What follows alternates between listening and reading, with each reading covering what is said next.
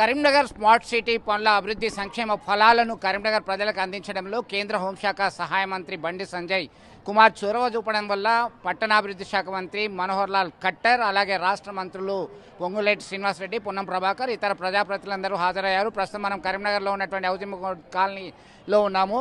Karimnagar corporation పరిధిలో మొదటి దశగా 2662 మంది గృహస్థులకి నిరంతరము మంచినీటి సరఫరాను పథకాన్ని ప్రారంభించడం జరిగింది. త్వరలోనే 4050 మంది గృహాలకి నిరంతర మంచినీటి ప్రక్రియ ప్రారంభిస్తామని చెప్పి హామీ ఇవ్వడం జరిగింది. అనేక అభివృద్ధి సంక్షేమ ఫలాలు ఈ దేశంలో నరేంద్ర మోడీ నేతృత్వంలో అందజేశామని చెప్పేసి ఖట్టర్ స్పష్టం చేయడం జరిగింది. ఈ క్రమంలో మాకు రాజకీయాలతో సంబంధం లేదు, కేవలం కరీంనగర్ లోక్సభ పరిధిలో అభివృద్ధి చేయడమే మా ధ్యేయం అని చెప్పేసి బండి సంజయ్ స్పష్టం చేయడం జరిగింది. అనేక ప్రాంతాల నుంచి కరీంనగర్ హౌసింగ్ బోర్డు కాలనీకి పెద్ద ఎత్తున తరలి వచ్చారు.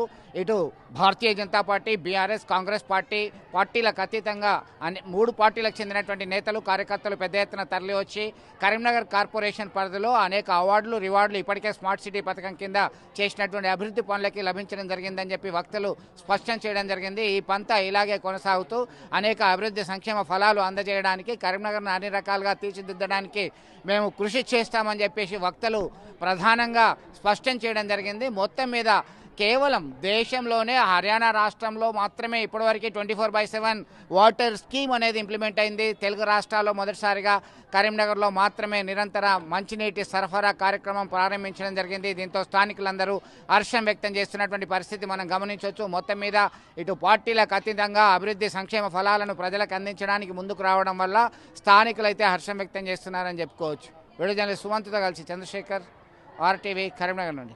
మరిన్ని వీడియోస్ కోసం ఛానల్ ని సబ్స్క్రైబ్ చేయండి. లేటెస్ట్ అప్డేట్స్ కోసం వాట్సాప్ ఛానల్ ని ఫాలో అవ్వండి. ఆ లింక్ డిస్క్రిప్షన్ లో ఉంది.